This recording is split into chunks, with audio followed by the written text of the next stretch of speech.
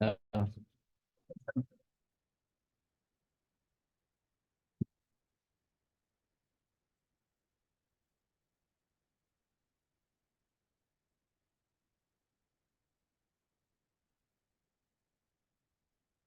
yeah.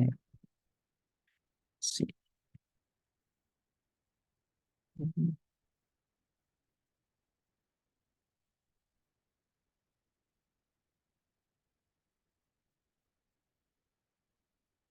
Okay, so for today's session, we are going to go over J values on coupling, mass spectrometry, and fragmentation, and what to get from that from NMR problems, as spectroscopy spectrometry problems. And then we're going to go over the reactions of alkenes, with some of it, but not all of it today. Okay, so what J values are is a tool to tell you what kind of alkene we have. So on the NMR, do you guys know what region is the alkene region on the HNMR? Like between what numbers, what ppm? Yeah, around 4 to 6 or 4 to 7, around that range, 4.5 to 6, right?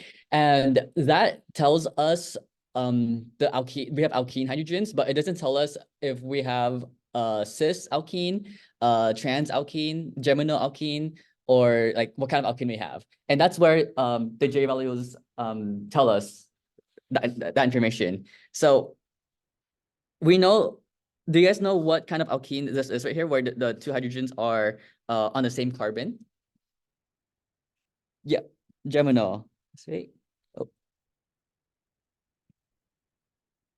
so that is geminal. Okay. And this right here is allylic, where this hydrogen here is one carbon away from that alkene hydrogen right there, right? What is this alkene here? What is the geometry of this alkene? Yeah, cis, because the hydrogens are on the same side, and the last one is trans, right? And they will give you J values for each hydrogen. So let's say this was hydrogen A and hydrogen B. Those hydrogens will have the same J values that corresponds to geminal alkene. So the J values that correspond with geminal alkene is around 2. The J values that correspond with allylic is around 6. For cis, it's around 10. And then for trans, it's around 16. Okay. And it doesn't have to be exactly this number. It could be plus or minus 1 or plus or minus 2. So if you see 17, then that's most likely a trans hydrogen. Okay. So let's do practice on this. Okay. So the very first thing we do, we just calculate the DOU, which is 2 times the number of carbons, 15, plus 2 minus 22, all over 2. Okay, that's 30 plus 2, 32. 32 minus 22 is 10. 10 divided by 2 is 5. So what do you guys think we have here? If we have 5 DOU, like what is one part of the molecule? Yeah, benzene ring. And we can confirm that by looking at the region between 6 and 8, or 6 to 9. And we do have a peaks there, which confirms our benzene. And we have 4 hydrogens there. And do you guys know what pattern this gives us? Like, is it ortho, meta, para benzene? Like, here are the peaks right here. So we are going to have a doublet, a triplet, a singlet, and another doublet, right? What is the benzene two substituents are to each other? Are they ortho, meta, or para together if there's a singlet there? Meta, right? Because the two groups on the benzene ring are R prime, we don't know what that is yet, has these 4 benzene hydrogens. And this hydrogen right here with no neighbors is the singlet peak right there. Because 0 neighbors equals 1 subpeak because of the n+1 rule, 0 plus 1, 1 singlet, right? So we know we have a meta benzene ring. So we could cross out all of these peaks because we used that up already. Now, we said that the alkene hydrogens are between 4.5 and 6, which are hydrogens A and B, right? And this is where the J values are here. If hydrogen A and hydrogen B has J values of 17, what does that make them with each other? Trans, right? Because trans is around 16, geminal would be around 2, right? So if they are matching around 16, then hydrogen A and hydrogen B are going to be trans to each other. So let's draw that out. That is hydrogen A, and this is hydrogen B. And we don't know what these things are yet, but we are going to put that in later. So we also see hydrogen C labeled out here. And let's look at the J values for hydrogen C. Which other hydrogen is matching J value with hydrogen C? Hydrogen A or hydrogen B? Which one is matching J value with hydrogen C? Yeah, hydrogen B, that's right. Where hydrogen B has matching J values of 7. And if it has matching J values of 7, what does that make B and C in relation to each other? Yeah, allylic, that's right. So let's say this is hydrogen B. That means that hydrogen C has to be right here, allylic to hydrogen B, right? Because of the J values. And that's how we could tell exactly what the alkene is going to look like on the NMR. And we could find out more information about hydrogen C. How many neighbors would hydrogen C have based on its subpeaks?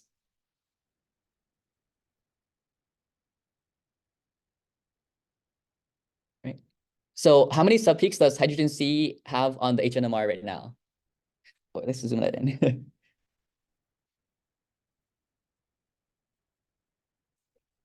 4 subpeaks, that's right. And that's 3 neighbors. Because to find the number of neighbors, we just subtract the number of subpeaks by 1. So hydrogen C has 3 neighbors. We see one of its neighbors already. What can we do to make this hydrogen C have 3 neighbors? How can we extend the chain to make that hydrogen C have 3 neighbors? Yeah, we could extend this and make those 2 H's right there, where we don't know what this is, but we do know there's a CH2 there to account for the 3 neighbors of the HC right there, where this HC now has 3 neighbors, these 2 H's and that HB right there. Those 3 neighbors make up the quartet here. Okay, so let's cross that peak out. Also cross out the HA and HB peaks because we use that up as well. Okay, what do you guys notice about this 9H singlet right here? What is that a common functional group of?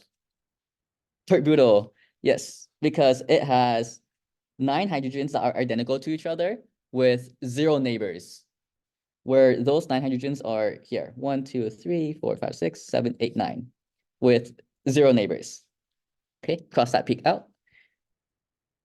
Now, let's say this one hydrogen here that is broad. What do you guys think that broad peak represents on the HNMR? OH, right? OH or NH, but it can't be NH here because we don't have no N on the chemical formula. So we have an alcohol somewhere. Right.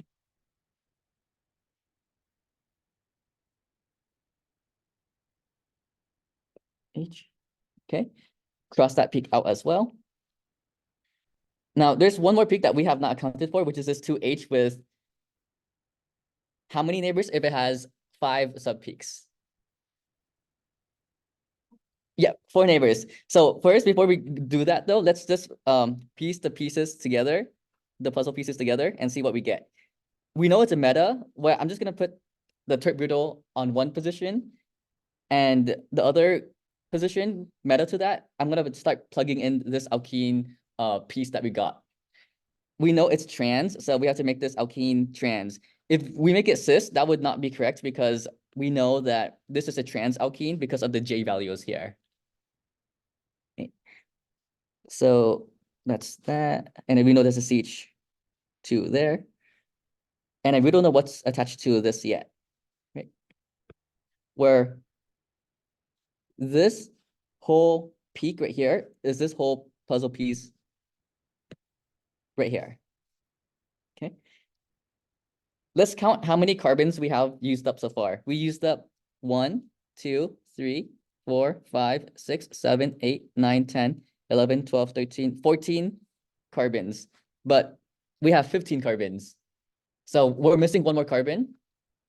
I'm just going to add that one carbon right here and an OH there, because I know I also have an alcohol based on the HNMR. And also the IR, because do you guys remember where alcohol would show up at in the IR, like what region? Yeah, 3300, which is this broad 3300 peak on the IR here, which confirms that.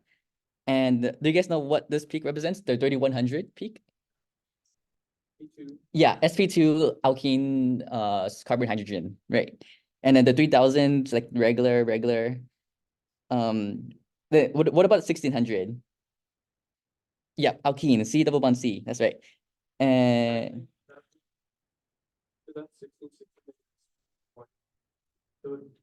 mm,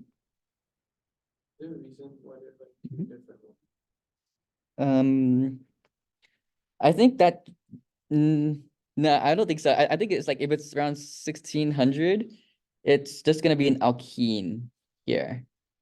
Because we figured out that our DOU was 5, and we already used up 5 DOU, 4 from the benzene ring and 1 from the alkene. That's 5. We can't have a carbonyl because if we added another carbonyl, that's gonna be 6 DOU. So this can't be a carbonyl.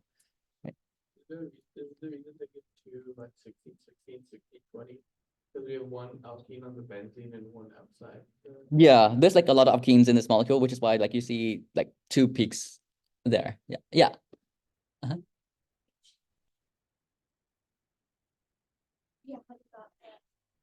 Yeah. So for HA and HB, we see the J values here.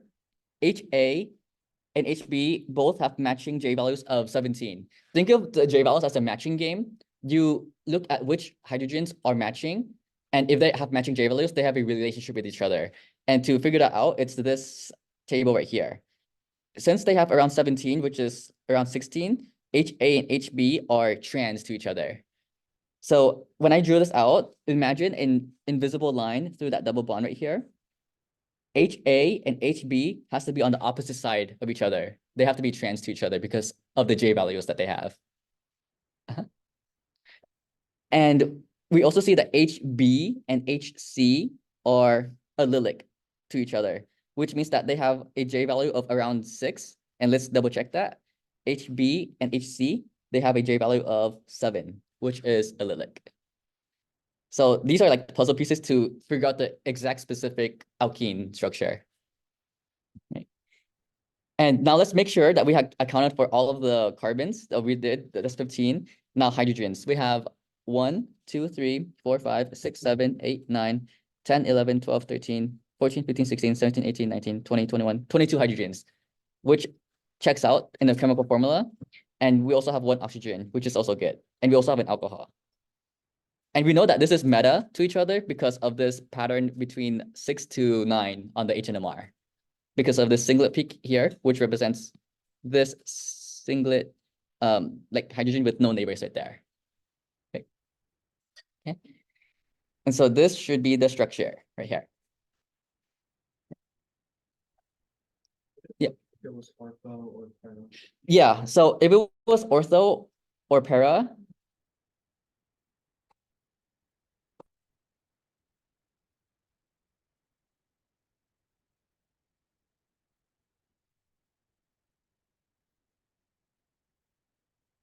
we see that in ortho, we have 2 doublets and 2 triplets because this red hydrogen here has 1 neighbor, which is a doublet. And yeah, and this makes sense, or like we'll do any more further explanation for this? Like the peaks, the peaks here make sense with the neighbors and stuff? Okay, let's get it. Where para is the one that's easiest to recognize because it's just 2 doublets. And you see 2 hydrogens for 1 peak and 2 for the other peak because these 2 hydrogens are the same chemical environment and they only have 1 neighbor, which is why it's a doublet. same as the blue hydrogen right here. That blue hydrogen also has one neighbor only, which is why it's also a doublet. So that's why we only see two doublets with two hydrogens there. And it's the same exact reasoning on like how we got like all these subpeaks as well. This red hydrogen is a singlet because it has zero neighbors. Yeah, it's like the n+1 rule like a lot of times. Yeah.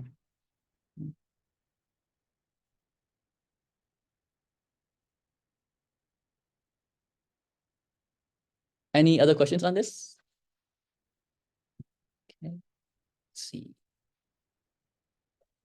Yeah. 765 and 701.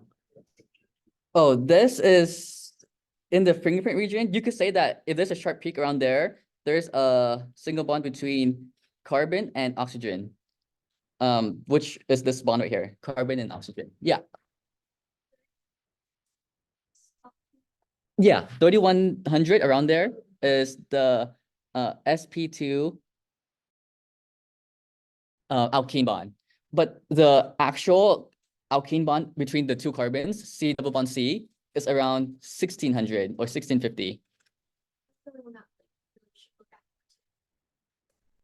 Yeah, if you see 1600, the sharp peak there, you will always have the 3100 peak. But if you have the 1600, you do not have to have the 3100 peak, because let's say you have a molecule that looks like this. Right? Like, let's say you had this alkene here. This alkene has no sp2CHs because that carbon has no H's. This carbon has no H's as well. So we won't have an sp2CH bond. So we won't have a peak at 3100. But we will have a peak at 1600 because of that C double bond C right there. Yeah. But in most cases, they go together, the 1600 and the 3100, because in most cases, there's at least one hydrogen somewhere on the alkene.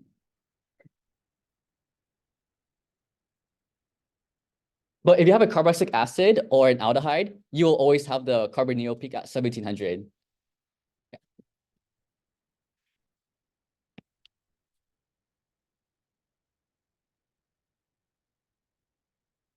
Let's make a note. 1600 cc, yes. 3100 sp2 ch, no. Okay. Oh no, mass spec. So mass spectrometry is a tool to help you figure out if you have structure. It's just like IR at HNMR and CNMR. IR tells you what functional groups you have in the structure. HNMR tells you like exactly where the hydrogens are and how many neighbors they have and where they're located at, like the d shielding of it, like if they're next to an electronegative atom. CNMR is similar to IR. They just tell you the functional group, but you guys don't have to worry about CNMR. Mass spec is gonna help you also determine if you have the right structure, where it's basically you have a sample of a molecule and you shine beams of electrons into it and you break it up into fragments, right? And the fragments that are going to be the most stable is going to be the most abundant peak, the highest peak on the detector, right? So let's say we had a sample ABCD here. When we ionize it, we can make a cut here between ABC and D. When we do that, we would have this two fragments here, the ABC plus peak and the D radical peak, right? And in mass spec, the detector can only read cations, positive charges. It can't read radicals, right? So let's just see here. And there's different fragments you could get. The y-axis is the relative abundance. Think of it as like the higher it is, the more abundant it is, and the more stable it is. So the more abundant a fragment is, the more stable it is. And do you guys know the relative stability of carbocations, like the positive charges? Like which one would be more stable, primary, secondary, or tertiary carbocation? Yeah, tertiary, that's right. So when we make fragments and we make cuts in a molecule, the fragment with the tertiary or more substituted carbocation is going to be the most abundant fragment because it's the most stable and it can exist more, right? It's not only substitution, you could also have resonance, right? If you have more resonance, that's going to be more stable as well. Okay, so the highest peak here is going to be called the base peak or the most abundant peak, the major fragment, right? The peak that is the highest is going to be the parent ion or something like that. There's more notes on this later, where the whole molecule is like not cut in between the atoms, but it's cut between not a hydrogen, but it just loses one electron where it has all of its mass still, and that's why the highest peak is the one that represents the molar mass of the structure. Because the x-axis is mass to charge ratio, where usually when we make the fragments of this, the charge is usually +1. So you could think of this as just mass, because if it's over 1, then you could just ignore that and think of the x-axis as the molar mass. Right. So in a sample, 1 electron is going to come in and 2 electrons are coming out to form a radical cation, which is basically the molecule here has a radical and a cation, which is a positive charge there. And this radical cation is very high in energy. Right?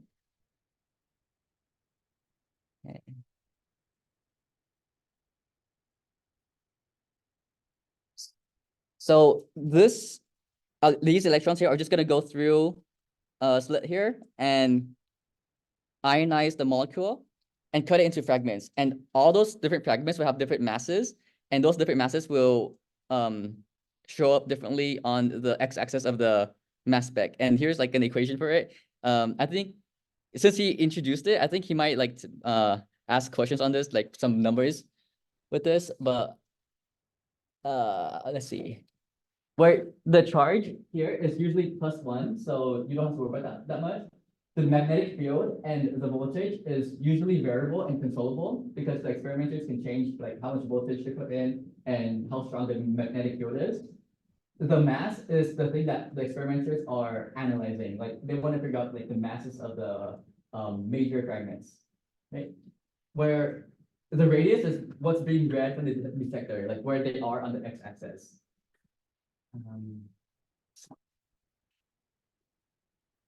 See, and this is the experiment where the electrons will shine through here, go through a magnetic field, split the molecule into fragments, and then those fragments will be read on the detector.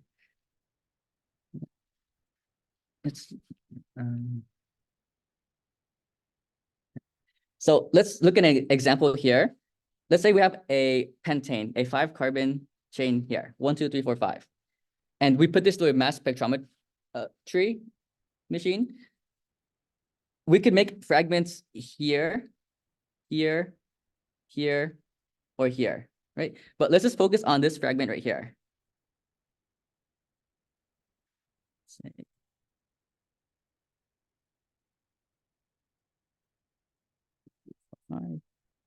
This fragment right here. When we cut that up, we are going to get either this pair of fragments or this pair of fragments here. Right. Okay, so which pair do you guys think is going to be more stable? They're both primary, but which one has a bigger like argument? The one that's bigger is going to be the one that's going to stabilize the positive charge more.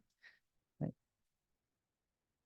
So that means that this fragment here is going to be the most stable ones. Like the radicals, right? The radical fragments, they won't be read from the mass spectrometry because they can't read radicals, they can only read positive charges. So the things that are actually being read are these fragments right here, the positive charge to there and the positive charge here. Those fragments are being read. The molar mass of this right here, we have, let's say, 3 carbons. It's 12 times 3, that's 36. And 37, 38, 39, 40, 41, 42, 43.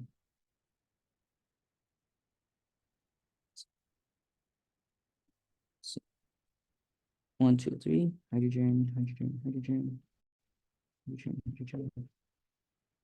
So that's 1, 2, 3 carbons, 12 times 3, 36. And the molar mass of this is 43, but let's see how they got. Let's see. 4 plus 3, 7 hydrogens, plus 7 hydrogens. 1, 2, 3, 4, 5, 6, 7. Yeah, because these are the 7 hydrogens here. 1, 2, 3, 4, 5, 6, 7. And when we made that fragment right there, this carbon gained a positive charge, but its 2 hydrogens are still there, where you have to calculate the molar mass of this whole fragment, which is 43.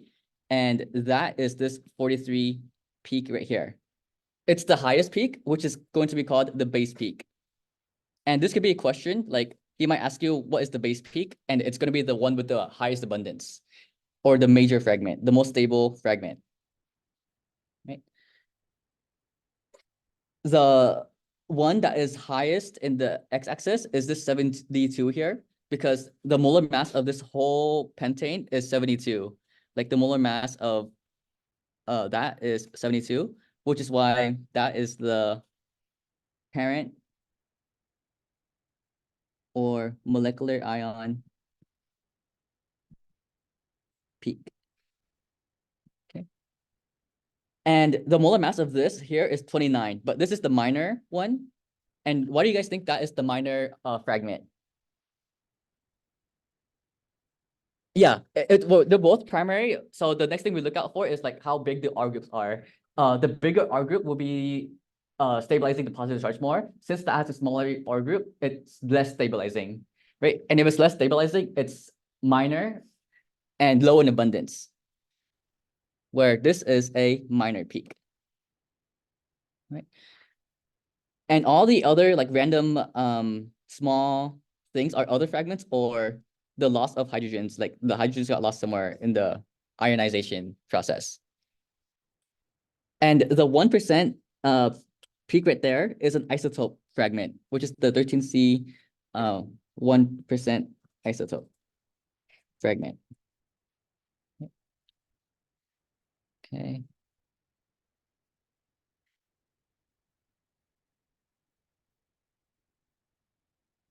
Yeah, I don't know how this is going to be tested because I rarely see like mass spec questions, but I think it's more conceptual, like what the vocabulary is, what things are on the mass spec, what's the base peak, what's the parent molecule, and why something has a higher abundance than the other peak. Yeah. Uh-huh.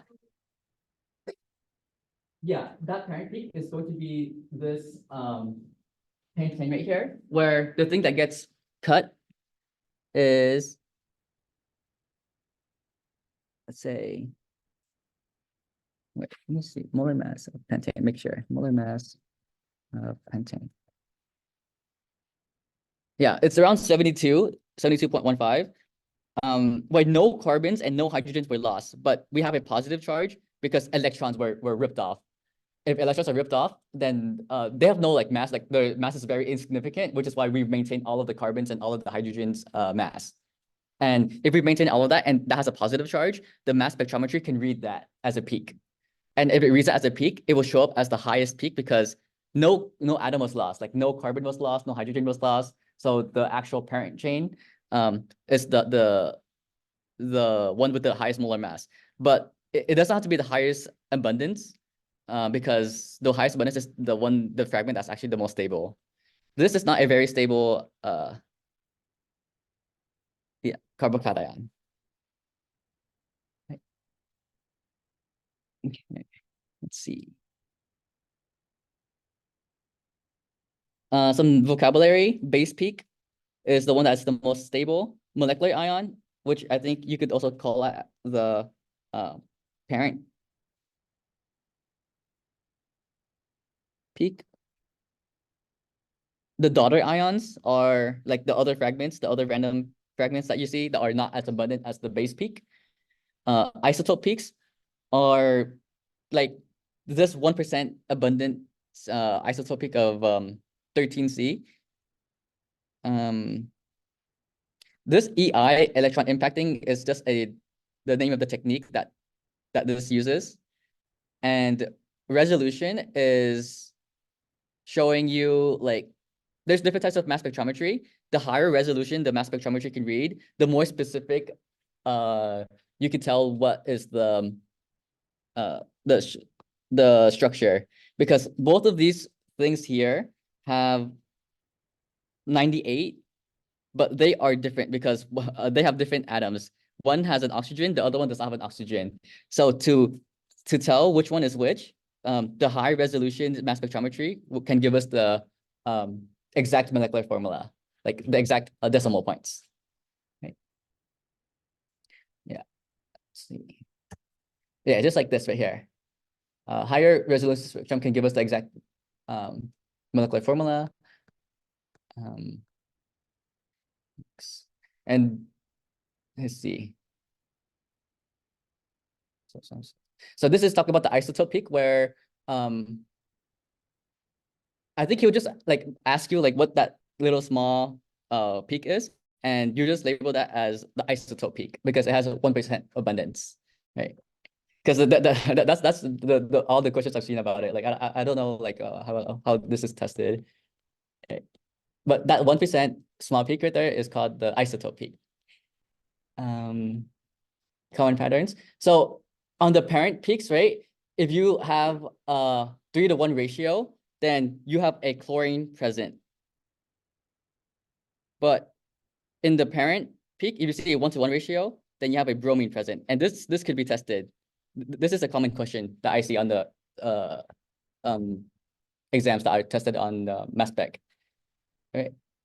So an example of that is like this. This specific mass spec here has a 1:1 ratio of the parent molecules, parent peaks, which means that there's a bromine present. Instead of seeing a 1:1 ratio, if you see a 3:1 ratio, then you have a chlorine present in your molecule.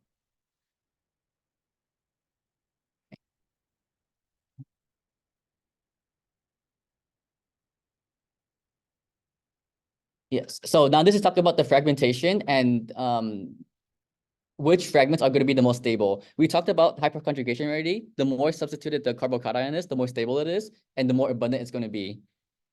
There's also allylic, benzylic carbocations that could exist, where those carbocations are more stable than the tertiary ones because of resonance, right? So an example of that would be something like this. Let's say we have this carbocation compared to this carbocation. This carbocation here looks secondary, right? Because it's only attached to two other carbons. But it's not only secondary, it is secondary allylic. This is a secondary allylic carbocation. This one here is just a tertiary carbocation that cannot do resonance. Since this secondary allylic carbocation can do resonance and it could move the charge more, that makes it more stable than just the regular tertiary carbocation. So if a charge is delocalized and can move or spread out more, it is more stable than just regular localized carbocations that cannot move, cannot do resonance. Localized meaning localized carbocations. No resonance.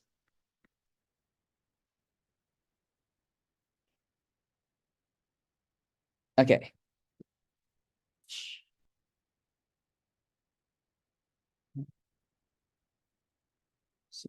Next.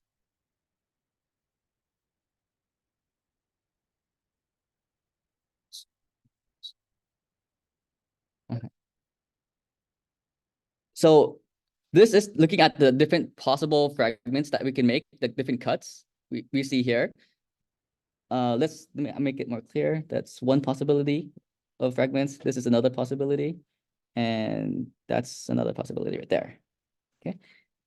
From these fragments here, we have to look at the one that is the most stable carbocation. And the most stable radical as well. Where why is this pair the most stable pair of carbocations and radicals? Yeah. I actually had a question. Yeah. Why would the bond to the methyl group not also be one of the options? Oh, this one right here? Yeah. Yeah, so that fragment cut right there is going to be the same fragment cut as this, because this single bond here has free rotation. So that methyl can swap places with that methyl group as well. Okay, So so that it cut- doesn't matter if there's symmetry on it. Yeah, it is symmetry, then it's gonna be the same cut. If it wasn't symmetrical, like let's say that was an isopropyl group, then that would be a different cut. Yeah. Know which ones, when you cut it, which ones fits the radical, which fits the. So the positive charge is going to be the one that is the most stable. If we put a positive charge here, that's going to be a primary carbocation. But if we put a positive charge here, this is going to be a secondary carbocation. We want the positive charge that is more stable. Well, there are going to be fragments where there is a positive charge here and a radical there. But do you think that's going to be more abundant or less abundant than this pair? Less abundant, right? So that's going to be lower in the y-axis. Right? And that could be a question as well, like which one has higher abundance, which one has a lower abundance. So he might give you a pair of radicals and electrons, and you have to determine which one is more stable. And from that, does that have higher or lower abundance? We see that this carbocation here is secondary, so that's more stable than this primary carbocation, and more stable than this primary carbocation. But this carbocation here is also secondary. So we have to look at the radical. This radical here is primary, but this radical here is not primary, secondary, or tertiary. This is methyl radical because that carbon there has no other carbons attached to it. It's just hydrogens. Methyl radicals are less stable than primary radicals, or methyl carbocations are less stable than primary carbocations. Okay. So for hyperconjugation, the least stable is methyl, and then primary, and then secondary, and then tertiary. So this fragments here are going to be the highest on the spectrometry, mass spectrometry, because it's the most stable and the most abundant. Yeah. Mhm. So when you cut it, like, does it stay, like, for example, if the one that says 57? Yeah. Does it stay as a primary carbocation or primary carbocation, or do you do like a shift after? Oh yeah, so it is going to be read as a primary carbocation because the mass spectrometry reads it as soon as it hits the thing, which is probably faster than before it does the shift. Yeah. The number of cuts always one less than the number of carbons. Oh, the number of cuts. Always one less than number of carbons. 1, 2, 3, 4, 5, 6. Yeah, it's not always gonna be that case. It depends on the structure of the molecule. Like if there's a lot of symmetry, then there's gonna be fewer cuts that you can make because those cuts are gonna be the exact same cuts as the other cuts. So for example, let's say we had this molecule here. That one. We can only have there because all the other cuts will give the exact same fragment. But if we had something like this,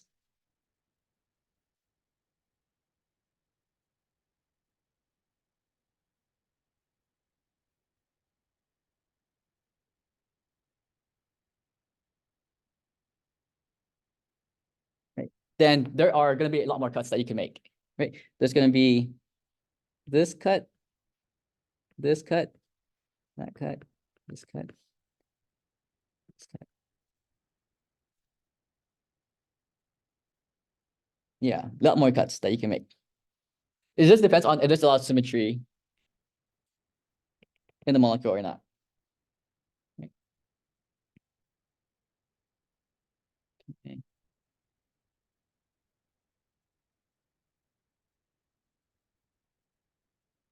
Okay. So now this is going to talk about alkene ionization, where the most stable fragment cut is going to be this cut right here, because that would give us, like, let's say we made that cut right there, that would give us the most stable carbocation that we could get because of resonance. It is acyclic. Okay. It could do resonance here, which is the movement of this alkene here, there, which creates this resonance structure there.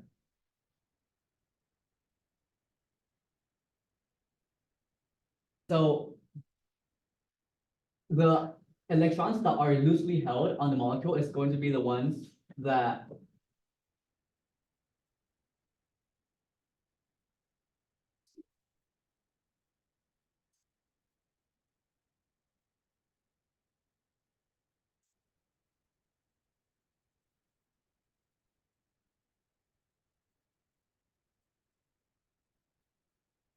okay, I see. So one electron is being missing here, where I'm going to draw out one resonance structure of this alkene. Let's say I moved this lone pair of electrons on the alkene here, right? That's going to give me this resonance structure here. Does this resonance structure make sense? Like how I moved these two electrons on that carbon to give it a negative charge. And when that happens, this carbon here loses a bond, which is why it's a carbocation now. When I ionize it through electrons, one electron is going to emit off and convert this lone pair of electrons, negative charge carbon, into a radical right there. Right. And from here, this is going to be something called a beta cleavage, where this is the alpha carbon, this is the beta carbon. And we draw single hook arrows in this case because this is the movement of one electron for single hook arrows. One electron, which is this radical right here, is going to move and make a double bond with one electron here. Because how many electrons are in a single bond? Yeah, 2 electrons. Where there's 2 electrons on this bond right here, one of its electrons is going to come and bond with that one electron right there to make this double bond right here. Like this new bond, which has 2 electrons, one of it came from this radical, the other electron came from that bond right there. But that means that there's one more electron here because a bond has 2 electrons, one of its electrons moved here, the other electron is moving to that carbon right there, right? And then from here, these are just resonance from each other. Where this is the base peak. The base peak has a mass of 55, mass transfer ratio of 55, because this is the most stable fragment, the most abundant fragment. Let's see. Okay. Now, if your molecule has saturated oxygens and nitrogens, this is going to go do alpha cleavage, where the electrons that are loosely being held is going to be the lone pairs of electrons on the heteroatom. So the lone pairs of electrons on this oxygen here is the ones that are the most loosely held. So that's the one that's going to get ripped off first and form this radical cation here, right?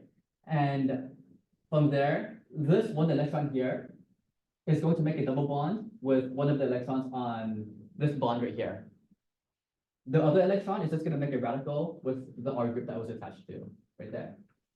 Okay. Does this process make sense? Like how this single bonds electrons split up and one of its electrons made a R radical. The other electron made a bond with that radical to make that carbon double on oxygen right there. Okay. Yeah. And then it's the same thing for nitrogen, which I'm going to explain that again and draw the arrows for it. The electrons that are the most loosely held is this lone pair of electron on nitrogen right there, right? When we put that through the ionization process, one electron gets ripped off, and that becomes a radical carbocation on the nitrogen right there. Right? Where one electron gets ripped off. Now, this is going to be radical chemistry where we draw single hook arrows to show the movement of one electron. This radical here is going to move right there. This single bond right here between this carbon and that R group represents 2 electrons. And I'm going to specifically draw out those 2 electrons right here. So these 2 electrons right here is the single bond right there. Right? And one of those electrons are going to make a bond with that one electron right there to make a double bond. The other electron is just going to go to where the R is. And that gives us this R radical. And now this thing here, where this electron right here is that electron right there is that electron, where that is a bond, just like this one right here. But I draw the electrons out explicitly to show like where that new bond came from, right? Like this new bond that was formed right here came from that electron and one of the electrons here. Like it came from this electron and one of the electrons there.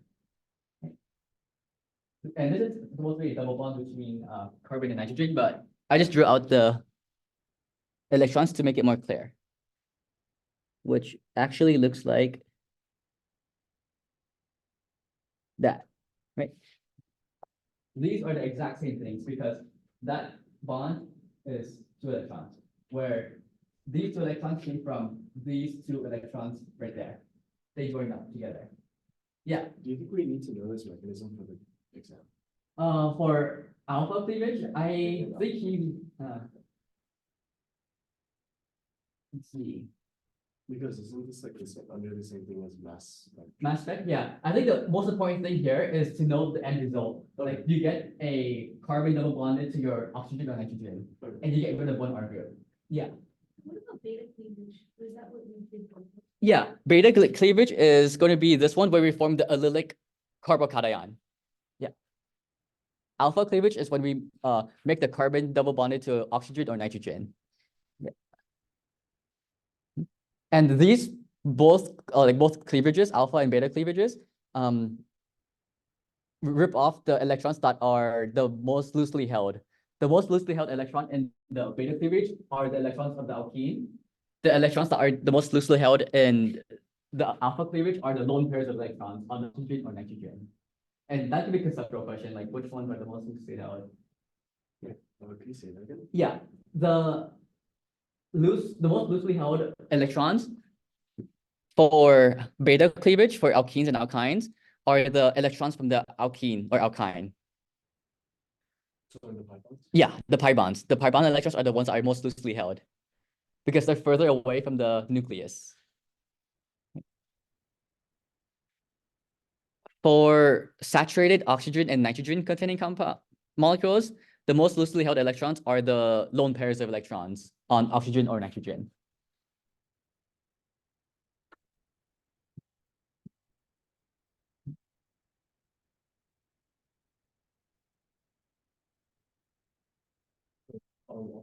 Question? Yeah. What do you mean by saturated? Does that mean Mm. it's implemented or? Oh, so saturated will mean like a lot of groups around the oxygen or nitrogen. Like this is saturated because there's a lot of R groups nearby. It's like a tertiary? Yeah, like a tertiary. And we need that to form a stable fragment to have more hyperconjugation.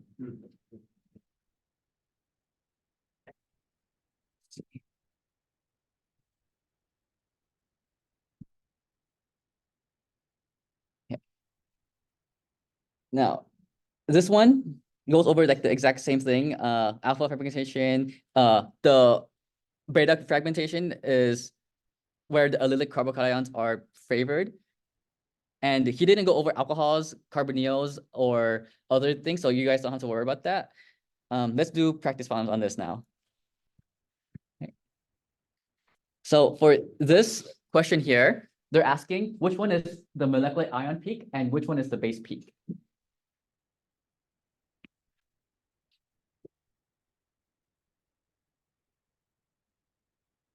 Yeah.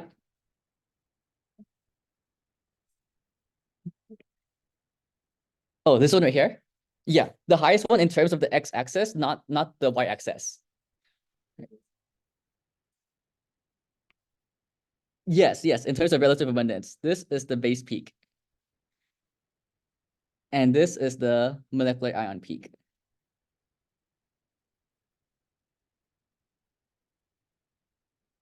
Where the base peak is the most intense peak, or the most abundant, or the most stable. The molecular ion peak is the molecular mass of the whole sample. Molecular mass of the whole sample. Right, so that's that one question.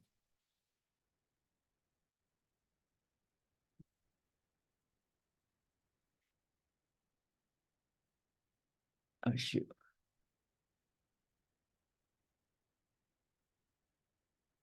Okay. Let's see, iPad's about to die. Draw the structure of the ion. I'm responding to the 109 peak and explain why it is the most abundant fragment. Okay.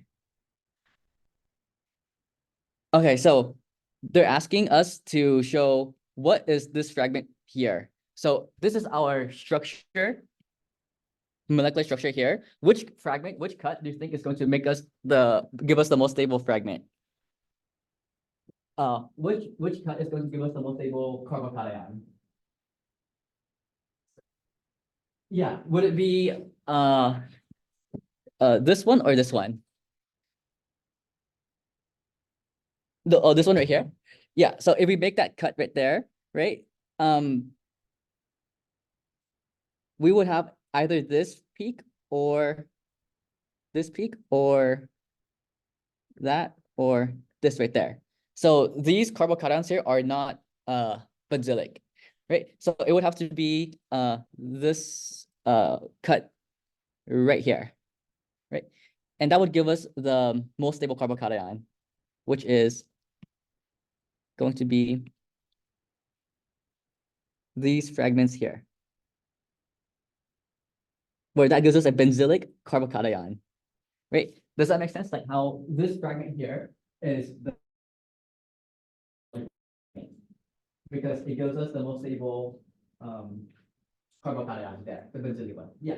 Can you explain one time where you can't cut it off where it was right before you did it?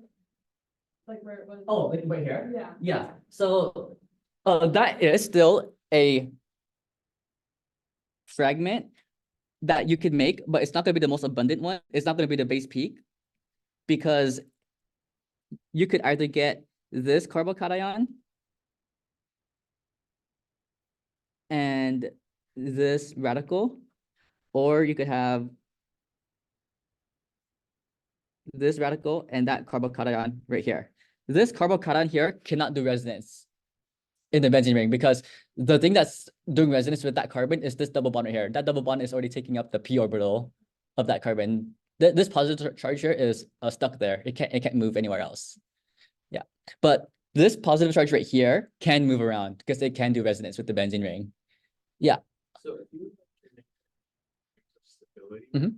would you say what was the order again? It was like benzylic or I mean so far benzylic is Yeah, tertiary benzylic and a secondary benzylic and then primary benzylic.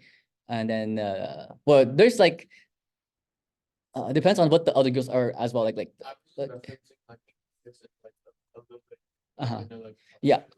Benzylic carbocation is more stable, and then probably propergylic because that's higher S character, and then allylic, and then the regular alkanes. it's probably like on the triple bond. One away from the triple bond. Yeah. Yeah. So, right is tertiary benzoic. The one on the right is primary benzylic because the carbon here with the carbocation is only bonded to one other carbon, like that, which is a primary carbocation, but it's a primary benzylic carbocation. A benzylic, a tertiary benzylic carbocation would look something like this. Like if we have a benzene here and a carbocation like that, that's a tertiary benzylic carbocation, where that carbon there with the positive charge is bonded to three other carbons. That's a primary benzylic carbocation.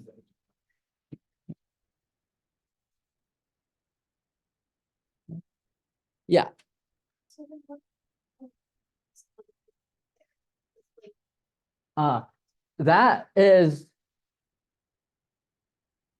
secondary vanillic carbocation. Vanillic, because vanillic is on the double bond. Yes. And then that's one question. Yeah. What if there was a carbocation on the triple bond? Because I remember like triple bonds have like a very low pKa. So I rarely see carbocations on triple bonds, but I do see negative charges on triple bonds, right?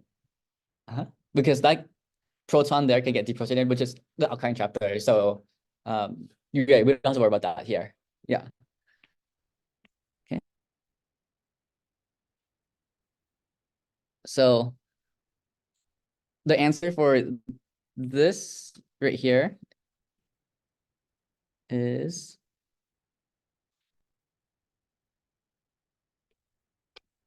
this right here. Oh.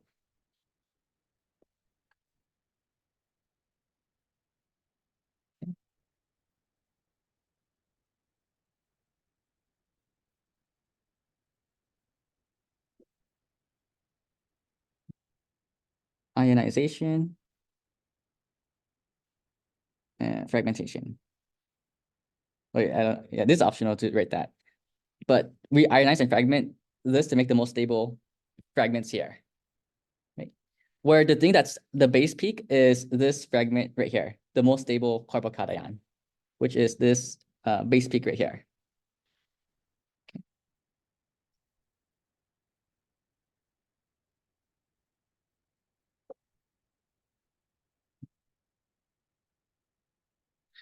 Okay, so for the, let's see, what's this question?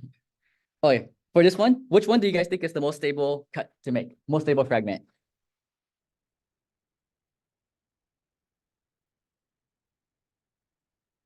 Would it be this one or this one? This one? Yeah, it would be this cut right here. Right. This cut would give us the most stable fragment, which is going to be this secondary allylic carbocation right there. It wouldn't be this one because that would not be an allylic carbocation. This is a vanillic carbocation, which cannot do resonance. Vanillic carbocations cannot do resonance. Allylic carbocations can do resonance. Okay? Which is why this cut here is more logical, or yeah, more reasonable than this cut right here. This is more abundant than this fragment here, because this is more stable because of resonance.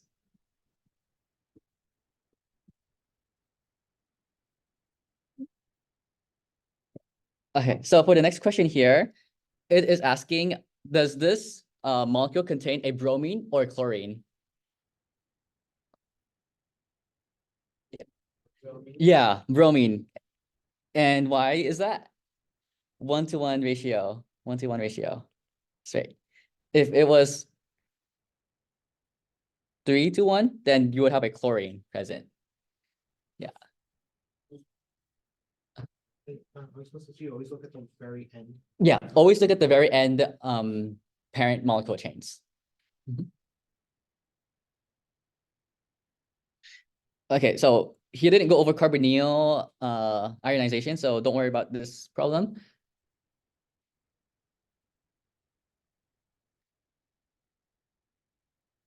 Okay.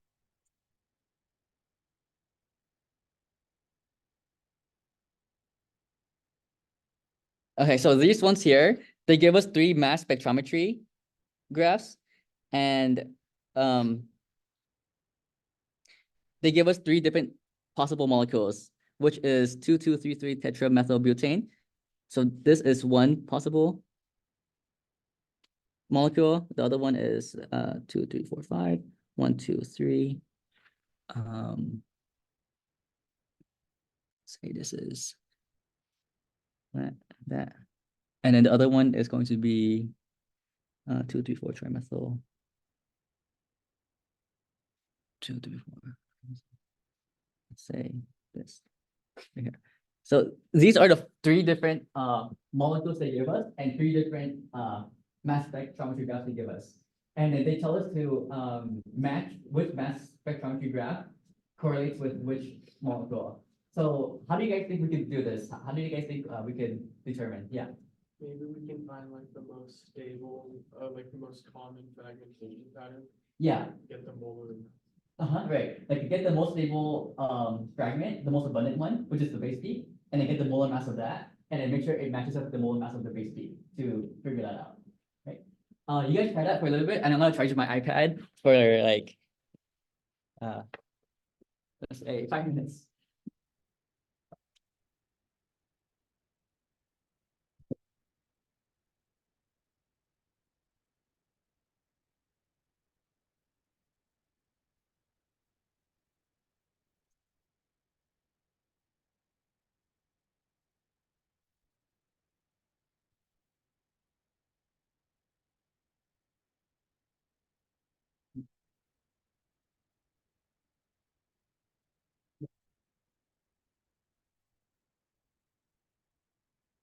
Oh, for the iPad, the HDMI connects to the audio, so I can charge it and share the screen and everything. Yeah.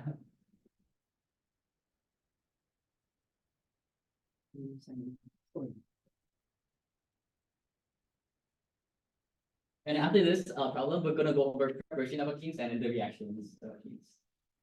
Yeah. Just look for the most stable carbon atom. We don't care about what the radical looks like. Right, because the purple product is the one that's actually being read from the mass spec. The radical is not read at all. But you will still get a radical fragment, but that's not read.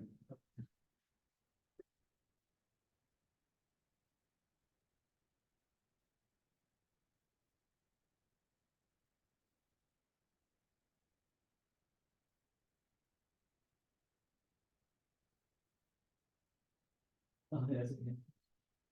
And if it was an ad, just skip the ad and go to the signing link.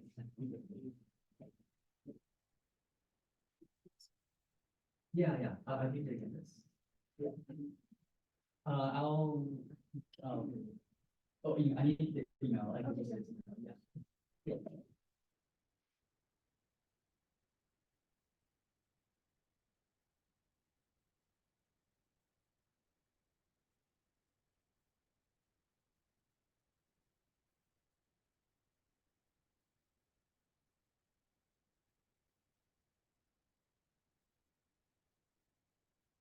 Oh, yeah.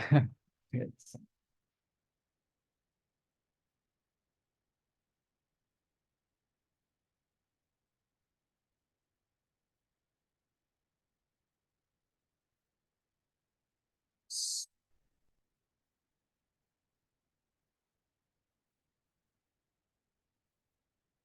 Yeah.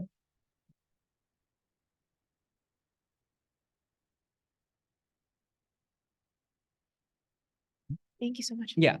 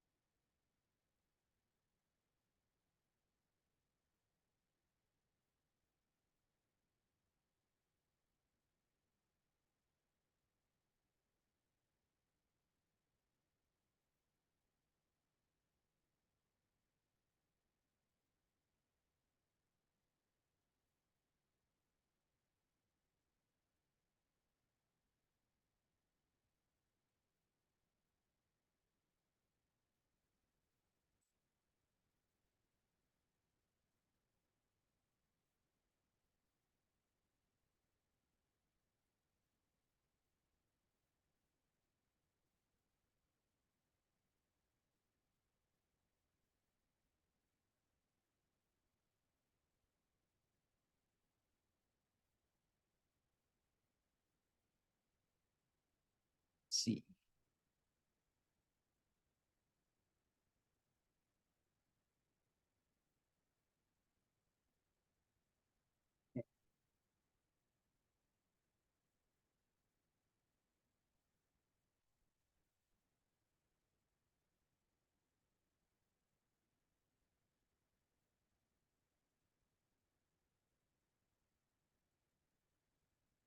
Oh, shoot, I'm missing another method right there.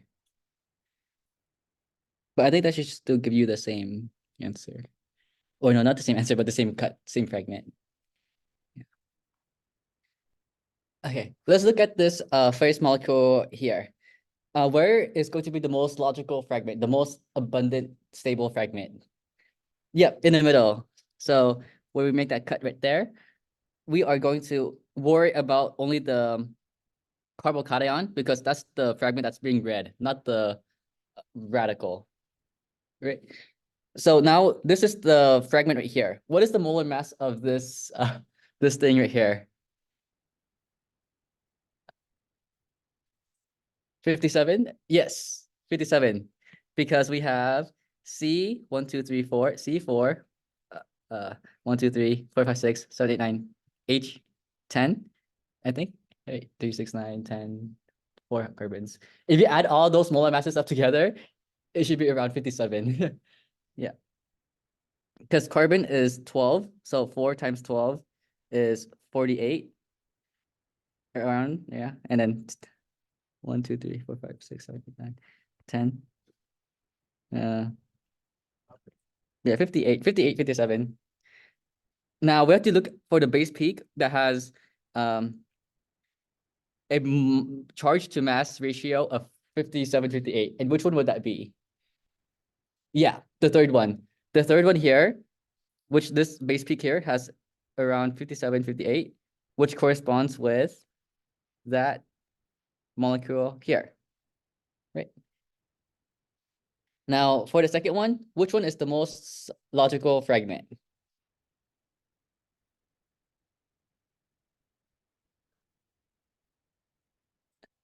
Like this? Yeah, that's right. And that would give us this. Let's say, I'm gonna move the methyl group down here. Carbocation right there. Now we have to figure out the molar mass of that.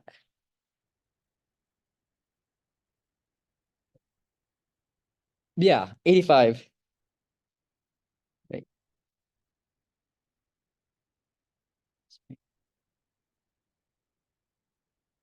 What the heck?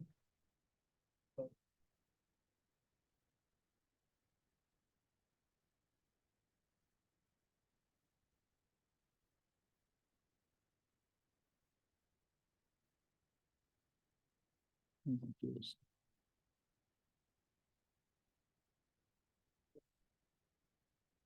It says it's this peak right here, but why is this peak higher? I'm trying to figure out what that peak is.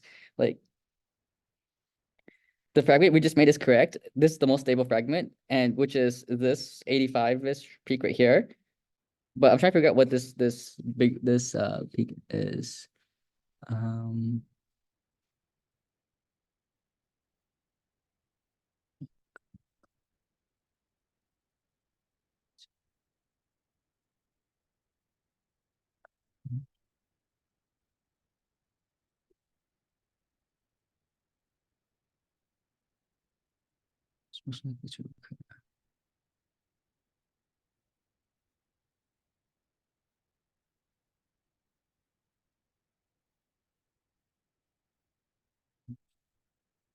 Wait, 1, 2, 3, 4, 5, 6. 12 times 6.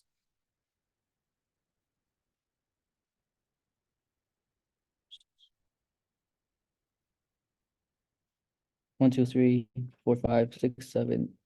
1, 2, 3, 4, 5, 6, 7, 8, 9, 10, 11, 12, 13, 14, 14.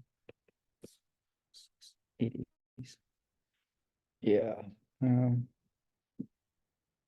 Yeah, I'll get back to this and see what this is later for the next content review session and come with more mass spec problems for us to try. But this is the answer right here. And that's because there are no other mass spec graphs with a peak at 85.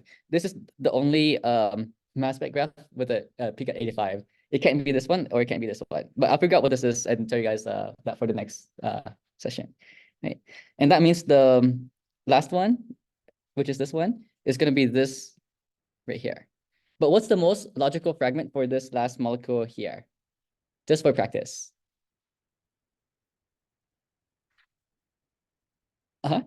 Yeah, it would be on the side like this. Right? Or it could be here as well, which gives us this carbocation. It could have been this like carbocation as well, but this one is going to be more stable because it has a bigger R group. Right? And that's going to be, yeah, which is this right here, 71. But I don't know what this. I'll see what that is later.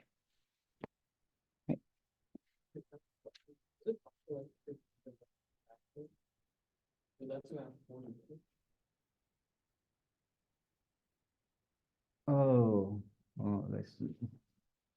But the radical is not red. Let's see. It could be, but I'll see. I'll double check. I'll double check that. Yeah.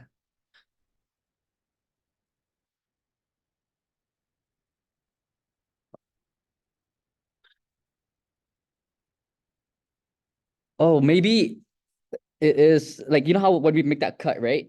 We could either have that radical or, I mean, that carbocation or this carbocation right here. This peak here could have been the other fragment that was the radical, but that's the positive charge right there. Right. And for this one right here, when we made that cut, wait, what the heck? But this is not, well, why is the button so high though? This is less stable than this, but I don't know why this is high. I'll see that about that.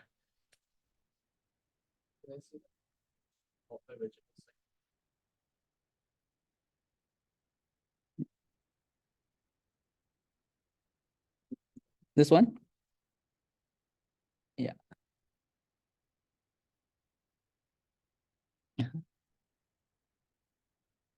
Okay. Now let's go on preparation of alkenes and how to make them. So this is what is in a review, which we make them through elimination reactions, and it's mostly through E2 reactions because that's the one that gives us a specific high selective alkene, right? So we have a strong base, strong nucleophile here, right? And what is going to happen here? What is the mechanism? How do we select this mechanism? What's the first arrow? Oh, so the leaving group will leave first if we have an SN1 or SN or E1 reaction, right? In this case, what kind of substrate do we have? What is this kind of substrate? Is it methyl, primary, secondary, tertiary? Secondary, that's right. And this right here, this OCH2CH3 minus, RO minus, is a strong base, strong nucleophile that is unhindered. And do you guys remember what kind of reaction this would be with the unhindered strong base, strong nucleophile with the secondary substrate? Yeah, Zaitsev E2, where we have to look at the carbon adjacent to that substrate and look at all of the hydrogens. And which hydrogen specifically can we deprotonate? What is the transition state of E2 reaction? Yeah, anti-periplanar. And what does that mean? Any hydrogen that is like not the same as the leaving group. Yeah, right. The hydrogen that is on the opposite side as the leaving group. This bromine here is a wedge, so that means that we can only grab either this dash hydrogen or that dash hydrogen right there. Right? And since this is Zaitsev, which hydrogen are we going to take? Yep, the left one, to give us the more stable double bond, the more substituted double bond. This O minus comes in, grabs that left one, makes a double bond there, and kicks out that leaving group. These three arrows happen simultaneously. They happen at the same time. Yeah. Again, Uh-huh. how do you like, Oh, we should memorize this? yeah. So to memorize this, the important thing to know is that if you see, let's say, OH minus, let's say any RO minus, right? Like it doesn't matter how long the chain is, that's still unhindered. NH2 minus or R and H minus. Anything basically with a negative charge on oxygen and nitrogen is a strong base. Like negative charge on oxygen and nitrogen, strong base. Think of it like that. And if you have a strong base and either a secondary or tertiary substrate, you always have E2. Right. So E2 will be with secondary, tertiary substrate, and your strong base with a negative charge on oxygen or nitrogen. It could get trickier depending on the size of the strong base, but there's only two that you need to memorize, which is tert butoxide and LDA. Right. If you see any of these, which tert butoxide could be CH3,3COK, which is how Liebens does it, but I think during lecture, Pascal put it as like NaOTBU. TBU is tert butoxide. So if you see that, just think of it as a bulky strong base, right? And if you have a bulky strong base, what kind of E2 would we have? Zaitsev or Hoffman? Hoffman, yeah, that's right. Where we would want to form the more or less stable double bond. Less stable. Yeah, and why do we want to form the less stable double bond? Yeah, steric hindrance. That's right. That's right. And this example's here, right? Which is this right here. We could only grab that H because of steric hindrance. Even though this negative charge wants to grab this H to make the more stable double bond, it can't because there's too much steric hindrance. It can only go for the most available or the less sterically hindered hydrogen, which is the Hoffman product. Right.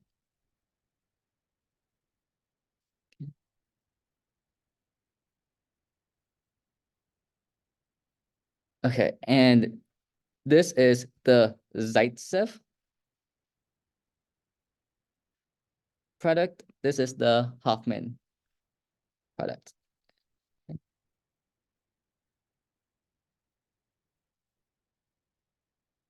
Yeah. How do you want to determine your solvents? Oh, so the solvent is usually the neutral form of the base, because the base is always, the strong base is always negatively charged. The solvent is usually always the neutral version of that negative charge. So you can just replace like the spectator ion with the H, yeah, Okay. yeah.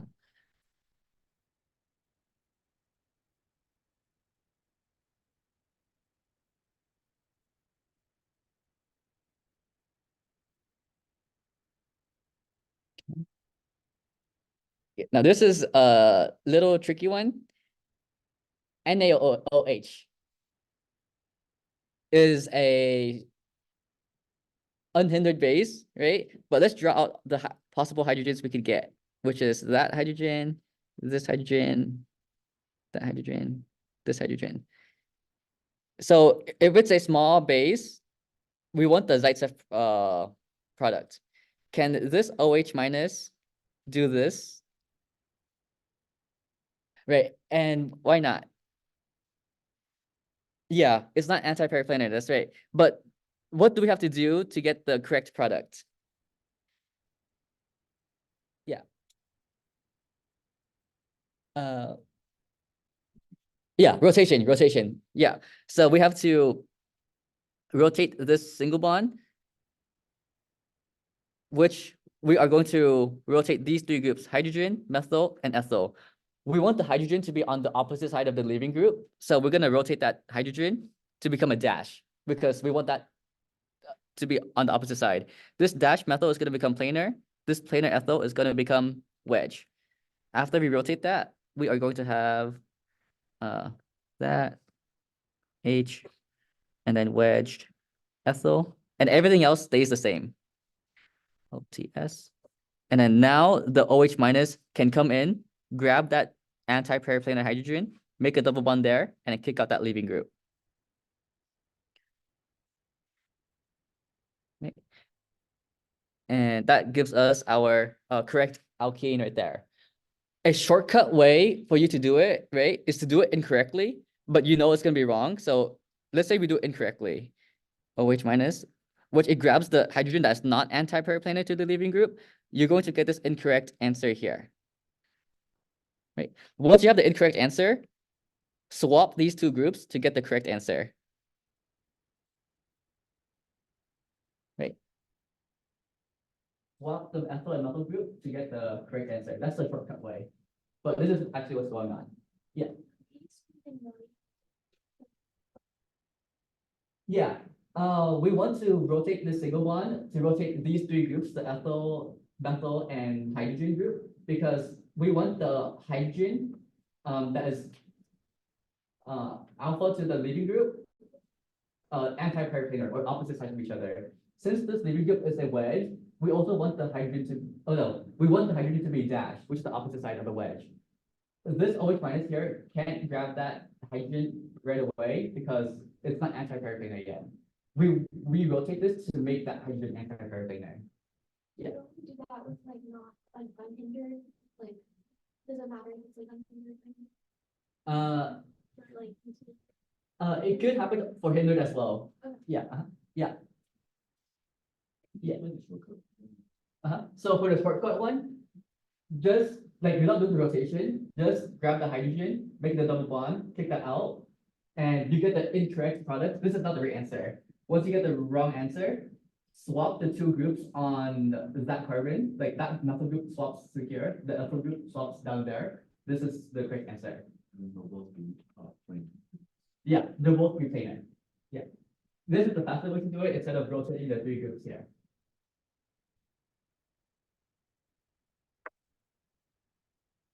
Let me give you guys one more tricky problem that he might give you on the exam. Let's say, which could be something like this.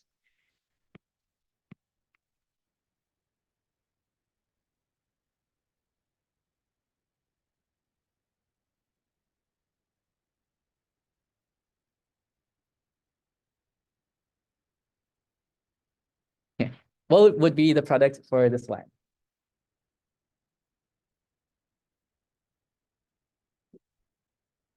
Yeah. The double bond, the left side of the. Yes, this one right here. This would be the product because this hydrogen right here is not anti-periplanar. And could we do what we did in the last problem? Can we rotate it? No, right? And that's because it's in a ring, right? This rotation thing is not possible. We can't rotate bonds in a ring. So it is forced to go to this dash hydrogen right here, the OH minus is forced to grab this dash hydrogen and kick that out there. We are not going to get this product here. Okay. Even though it's more stable, that is not what we observe because this hydrogen is not anti-periplanar to the leaving group.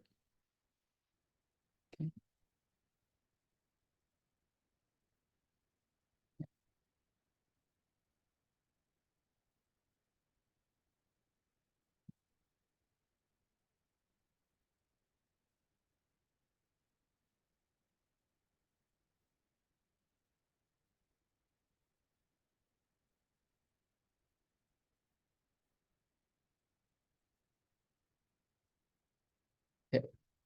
Now, for E2, they are stereo specific, meaning that if this H here is anti-periplanar to that leaving group, right? Let's see.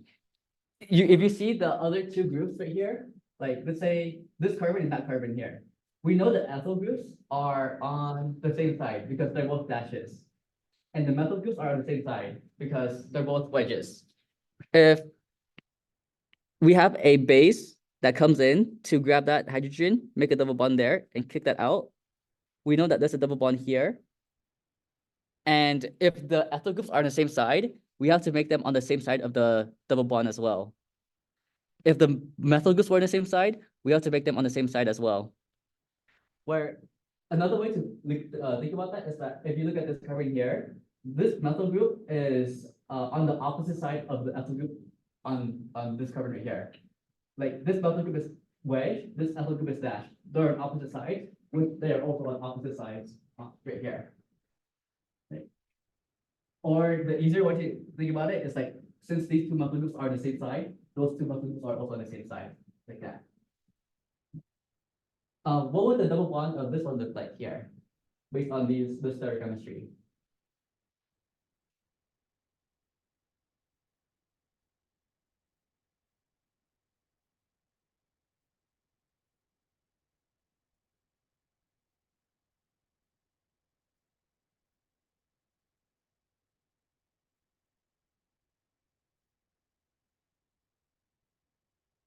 So let's say a strong base comes in, grabs that hydrogen right there, makes a double bond here, kicks that out. We make a double bond here.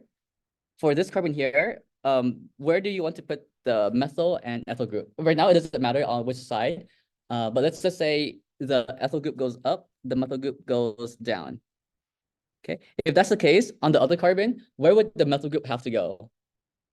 Yeah, the top one, because it is on the same side as the ethyl on the other side, or the opposite side of the other methyl, right? That means ethyl has to go down like that. Right? This could be tricky if it wasn't given to you in that form, right? Like, let's say you were given this here.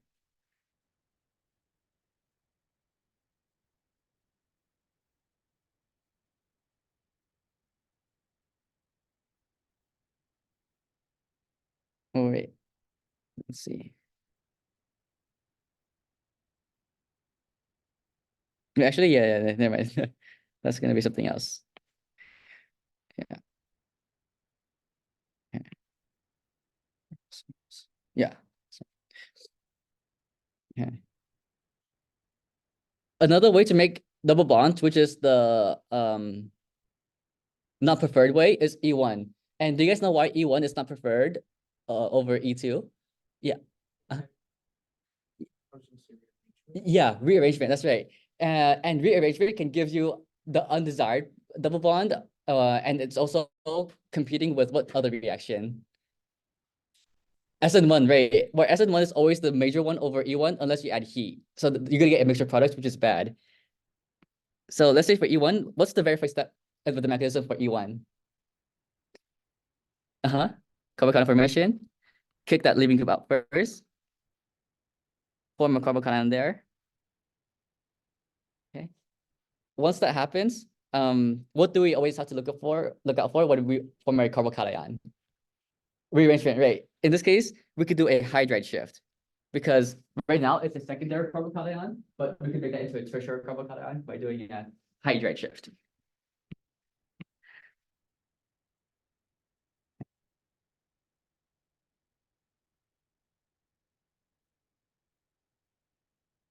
Okay.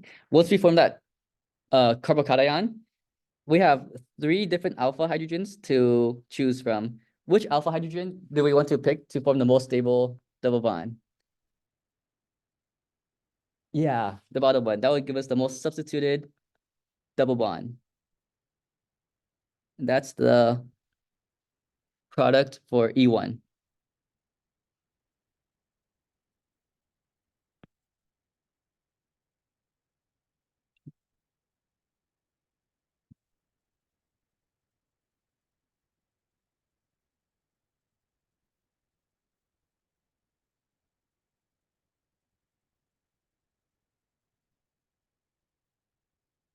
Okay.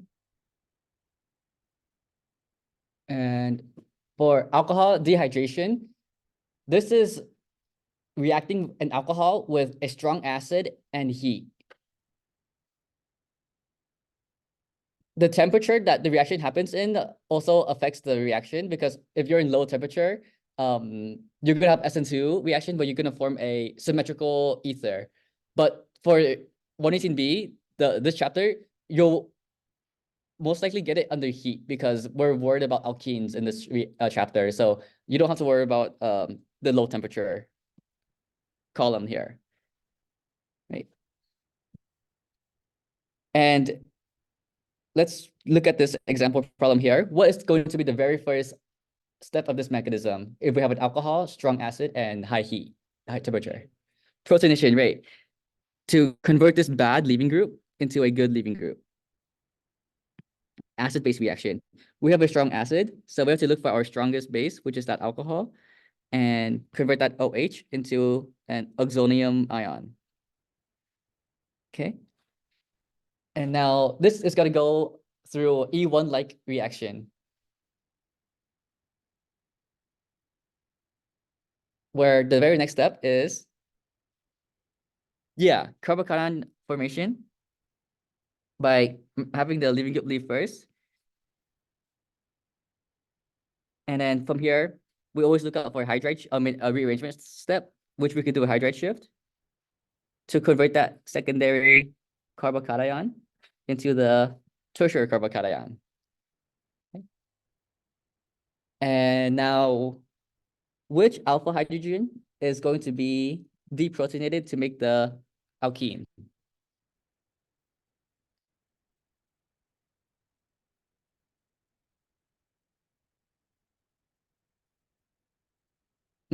The left one, because that's going to give us the most substituted double bond. So that's the alkene product for this alcohol dehydration reaction. Okay.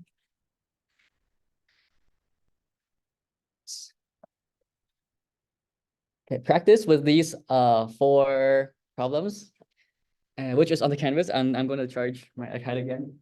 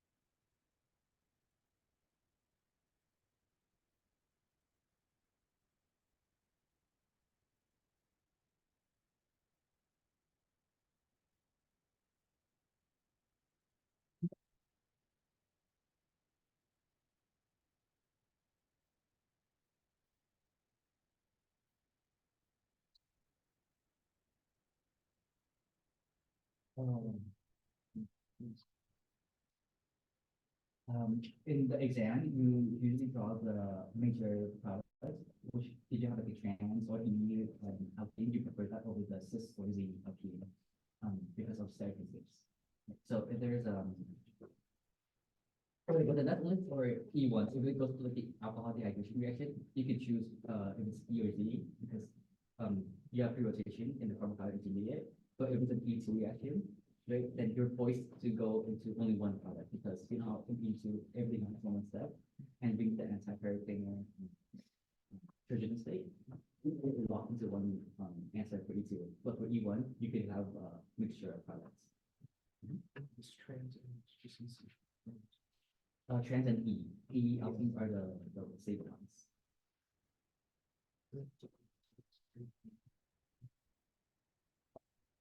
Yeah, anti-paraplanar. Anti.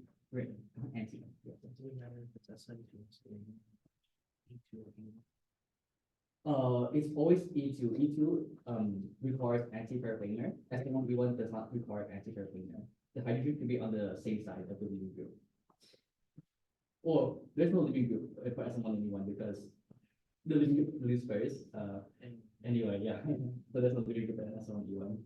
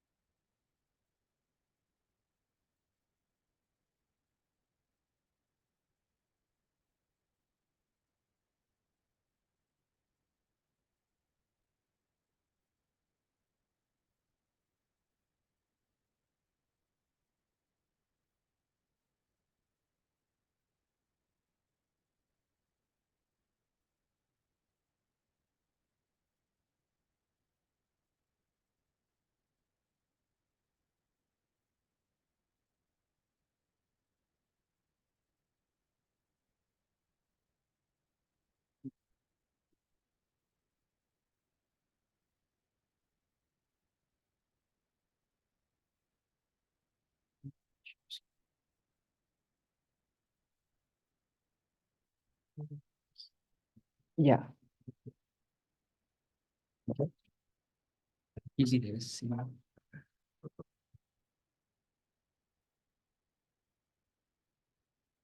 Yeah. There. It's-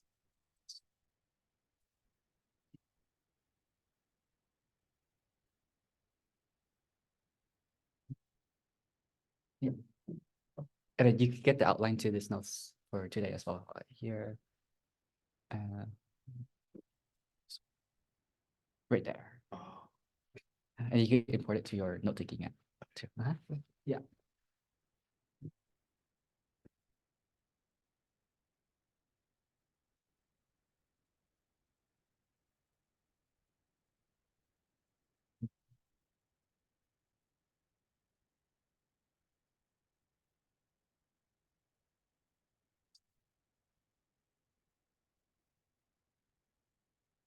So does anyone want to come up and try these problems, or should I just give the answer and then you guys check if you guys got it or not?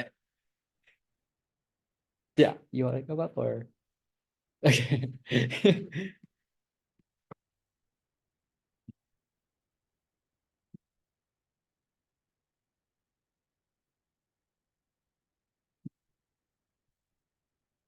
We have to draw the mechanism or just the. Uh, say just the product. Okay. So it would be. Would be this. Yeah. Any questions on this one? Yeah, that's great. That's good. With this one. Oh, sorry.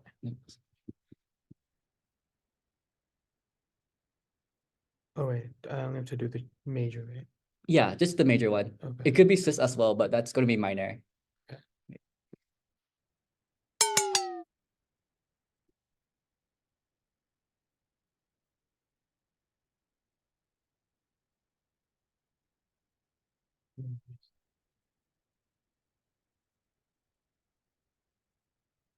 Yes, yes, that is right. This is probably tricky, but the answer is this double bond here because we have a bulky trig butoxide strong base right here, which goes for the Hoffman products.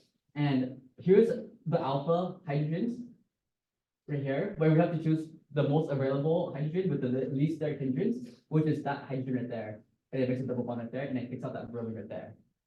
So don't forget about that hiding hydrogen right there. That methyl group.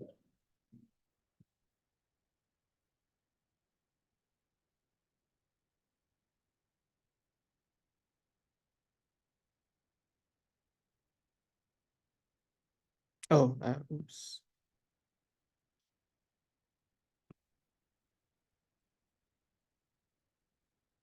Wait, so this one is also another. And then tricky one. coordinate carbocation Yeah, and then there. carbocation rearrangement, and then yeah, double bond there. Yeah. Okay, so this is a tricky one. What this is a new thing, a new concept, where let me draw the mechanism. Yeah. Yeah. Okay, let me go over it.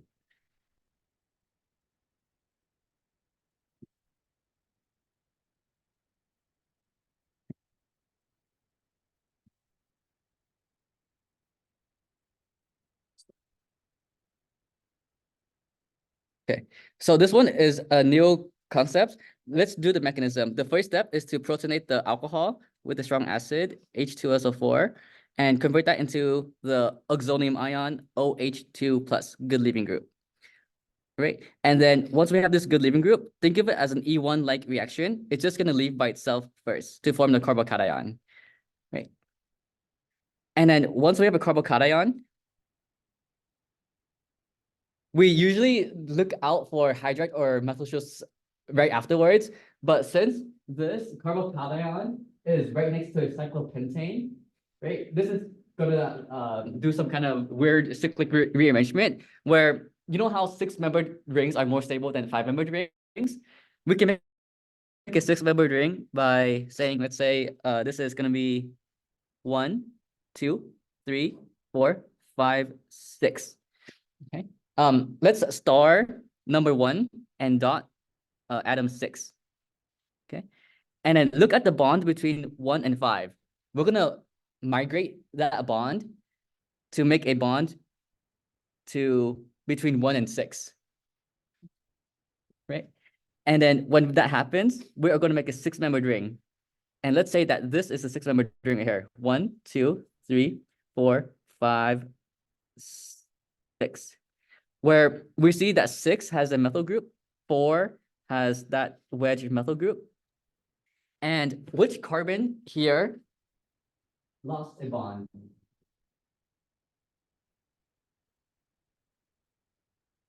5, right? Since it lost a bond, what charge should carbon 5 have here now? Positive charge, that's right. And from here, then we do the deprotonation step to make the alkene. So that was a tricky one. When I first made this problem, I also put the answer with the cyclopentane ring. But when I saw other examples with this carbocation here, they made the 5-membered ring into a 6-membered ring that is more stable. Yeah. Yeah.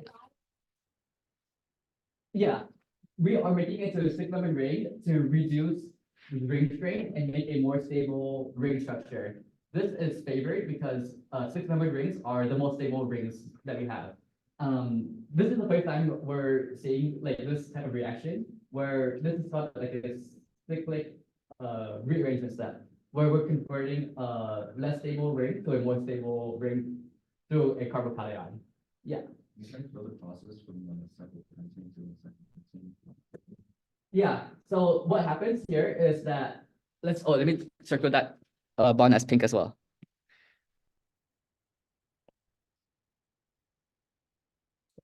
So this pink bond that I circled right here is going to break between 1 and 5. Right now, that pink bond is between 1 and 5. That pink bond is going to break and make a bond between 1 and 6, which is this pink bond right here. That's the pink bond that was bonded between 1 and 5. Like this pink bond right here was between these two atoms right here, 1 and 5. When that happened, this carbon 5 here lost the bond. It lost that pink bond right there, which is why it has a positive charge right here. This dashed bond right here between 5 and 6 is this bond right here between 5 and 6. Right? And then this methyl group here is that methyl group right there. Yeah. So would we only do this if we have a cyclopentane and we're trying to convert it into a cyclohexane, or does this apply to other alkane rings? Yeah, I'll give you guys one more example where it applies to this as well. Let's say we had something like this.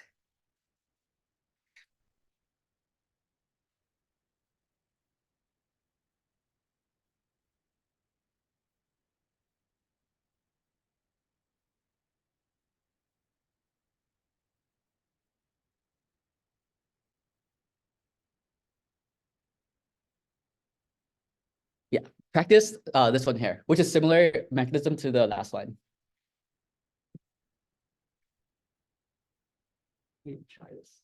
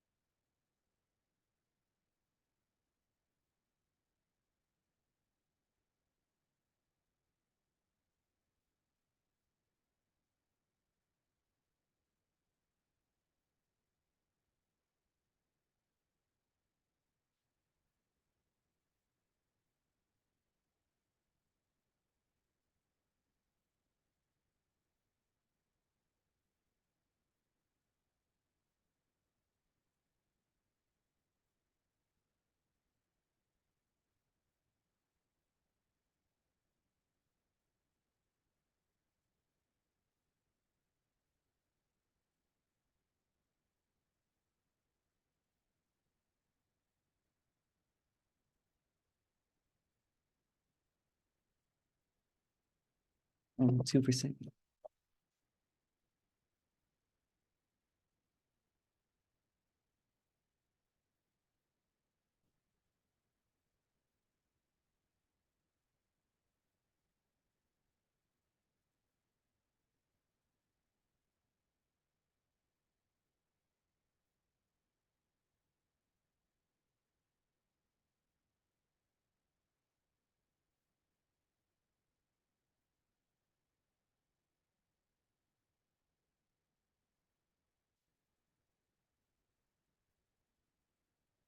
Okay. So let's-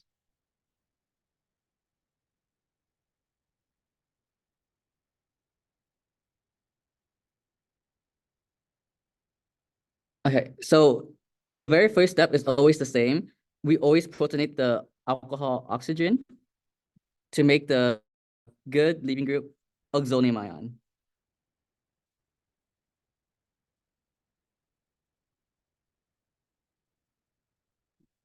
OH2 plus. When that happens, we then form the carbocation by making that leaving group leave.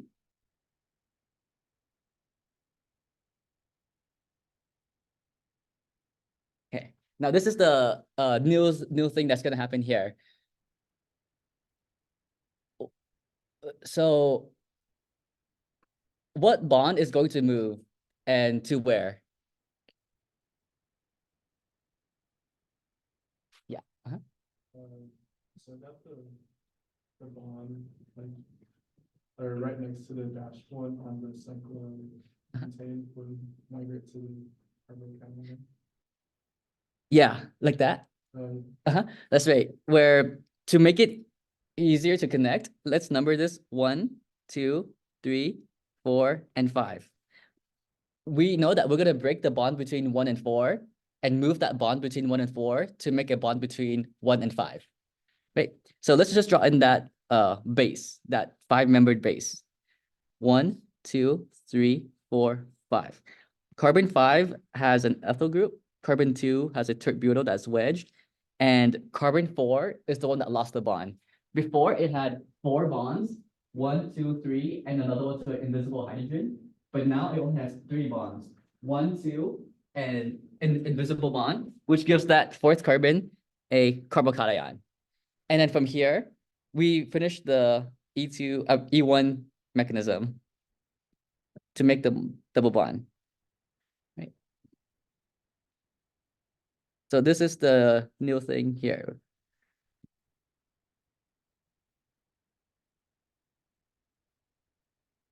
Okay. Yeah. So this is 4 right here. H. And let's say this is H. And then I'm gonna circle that right there. So this 4 here right now has 4 bonds. 1, 2, 3, 4. Right? This bond between 1 and 4, which I circled purple, is going to break and make a bond between 1 and 5, which is that circled purple bond right there. Now 1 and 4 is not bonded together. Before, this circled purple bond was between 1 and 4, but it's no longer there anymore because I migrated it between 1 and 5 to make the more stable ring with less hydrogens. Now this carbon 4 here has 3 bonds, 1, 2, 3, and a positive charge. Yeah. So this is, oh, you could have also done like a hybrid shift there and then done that thing. That's probably the more accurate mechanism where like instead of this, you move the hydrogen there, but it's going to give you this exact same product. Yeah. So in the last example, you said the cycle something with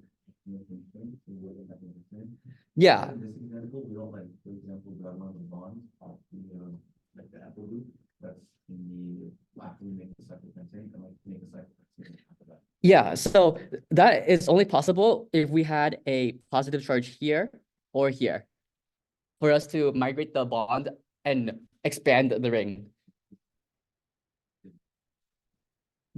Yeah, of what we have. This ring can't expand anymore. Oh yeah, and this reaction, I just remembered it now, is called ring expansion.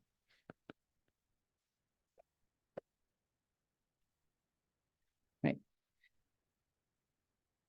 And let's try one of the practice problems from the ATC worksheets. which is similar to this problem that we just did.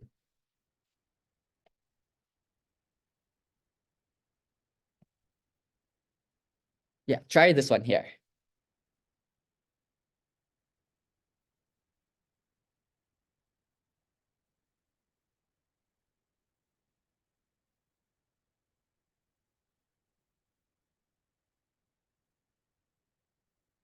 Yeah.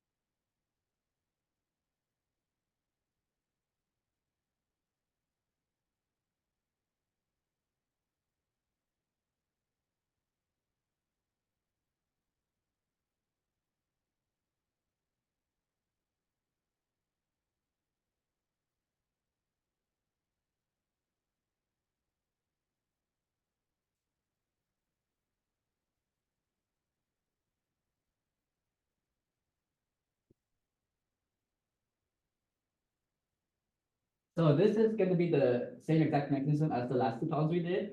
The very first step is to protonate the alcohol to make that into a good leaving group of zonium ion. Then that good leaving group is leave by itself to form the carbocation. And then this carbocation right here is right next to a ring that can expand to a more stable ring. That's the other thing to look out for. So instead of like a hydride or metal strip, this is the other thing to look out for. If it's right next to a ring that can expand to a more stable ring, that's what you do instead. Where this can expand to a six-membered ring, this is how I numbered it, 1, 2, 3, 4, 5, 6. Where this bond between 1 and 5 is going to migrate and make a bond between 1 and 6, which is that pink bond right there. Before, carbon 5 had 4 bonds, 1, 2, 3, 4, but now it lost that pink bond right there between 1 and 5. There's no more bond between 1 and 5, which is why that carbon now only has 3 bonds, 1, 2, 3, and a positive charge. And then from here, we do the regular E1 mechanism. Yeah. How do you know when a ring is ready to expand versus just doing a knuckle shift? Yeah, so it's usually between only 3 to 4 rings. So if you have a cyclopropane, and you have a carbocation right next to that cyclopropane, just like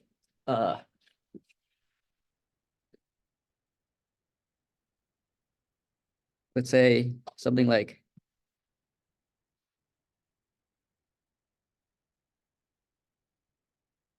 that could expand to a 4-membered ring. Or if it's a cyclobutane, it could expand to a cyclopentane if there's a carbocation right next to that cyclobutane. Or what we just did, a cyclopentane and a carbocation right next to that cyclopentane, so a cyclohexane. And then it stops there because 6-membered ring is the most stable one. It wouldn't want to go to a 7-membered ring.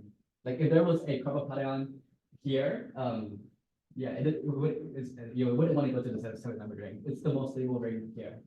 Yeah, so 3 to 4 or 4 to 5 and then 5 to 6.